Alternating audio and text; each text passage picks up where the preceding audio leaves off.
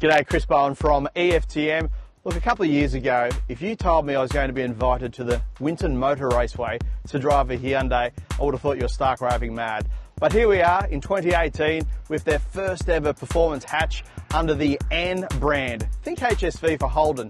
This is their first attempt straight out of the gate at producing a performance hatch. Not a lukewarm hatch, this is a serious, genuine hot hatch. It's been locally tested and developed here in Australia and over in Germany on the Nürburgring. And let me tell you, there's going to be 300 in the country shortly, on sale in April. They're going to need to keep up with supply because it's an absolute ripper. This is an everyday car you can get from A to B quite comfortably, just like you would in a standard i30. But on the weekend, take it to a track. It's a 6-speed manual, 202 kilowatts, 353 newton meters of torque. There's an overboost function that lasts for 18 seconds, which sends the torque figure up to 378 newton meters. Hyundai even have a 5-year warranty, which includes track time as long as you're not competing. Now that's absolutely fantastic. Now, as you'll see in a moment, we'll take it for a bit of a spin around the raceway behind me here at Winton, about an hour south of Albury in Victoria. But look, this is a great car. It's got several different drive modes. It's got an N mode, which gives the exhaust a real bark and a real growl, so you really feel like you're driving something special. The Sports mode and Sports mode Plus lets you have a lot of fun if you really want to push things to the edge. We also took it through the Alpine region of New South Wales and Victoria. Wonderful roads, lots and twists and turns, and let me tell you, those kinds of conditions are perfect for this car. It sits marginally lower than the i30. It's got P0 Pirelli tyres. It's got great suspension, adaptive suspension. It's really one for the purists. Well, as I mentioned, Hyundai are so confident in the i30N that they've actually let us loose on the Winton Speedway, which you normally see some V8 supercars flying around on. And I've got to say, we throw that term around hot hatch a lot in the motoring world, and this definitely fits the criteria. Even though it's a front-wheel drive vehicle, that clever front sports differential really does a tremendous job, particularly through some of these particularly twisty corners which start to tighten up on themselves as you make your way through them.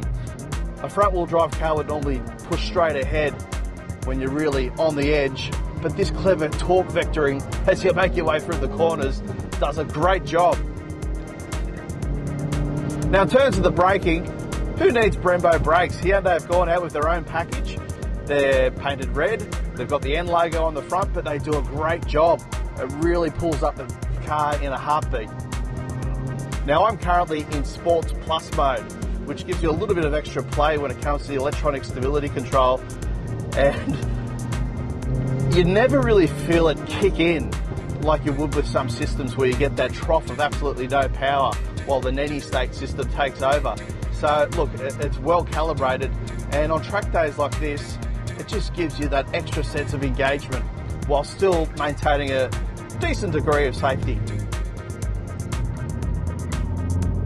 Now, quite uniquely, Hyundai offer a track warranty for non-competitive race days.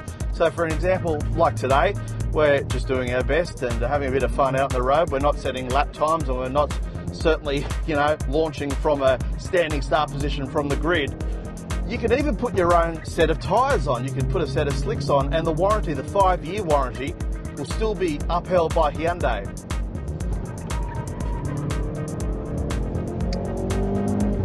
Now, this has got some great straight line speed. We're hitting on average about 140 down the main straight here as we approach the first corner. So it's got some seriously long legs. The real sweet gear in this car though is third, which I've just thrown it in. You might be able to hear the bark coming out of the rear exhaust. That happens when you put it in N mode, which gives you a different calibration and sound, and just gives you that essence of a performance car. So as I mentioned in the opener, for $39,990, it's a lot of kilowatts for the dough. 202 kilowatts for a car that is priced at that level. I mean, it's almost unheard of. Sure, you might look at a Ford Focus RS, which is a little bit down on power, but probably performs just as well. The straight line speed for this is 0 to 106.2 seconds. But having driven it through the Alpine region of New South Wales and Victoria, and now on a racetrack as we make our way through yet another corner, I've got to say it's probably the most exhilarating drive I've had for the year. If you're an enthusiast and you want to take your car out on the weekend for a track day and have a warranty as a bit of a safety net. I can't think of a better car. I very rarely say this when it comes to a car review, but I buy one, and that's simply based on price. It starts at $39,990. A couple of extra options you can throw in, like a $3,000 luxury pack if you want a panoramic sunroof. That'll cost you an extra $5,000 as well. Look, you don't need that sort of kit. The Golf GTI is the most obvious competitor. You've got the Ford Focus RS as well. But for mine, the way that brands such as Hyundai and Kia are headed, I've got to say, I am so surprised. And if you're a brand snob, you need to change your attitude, because what we have here is something marvellous.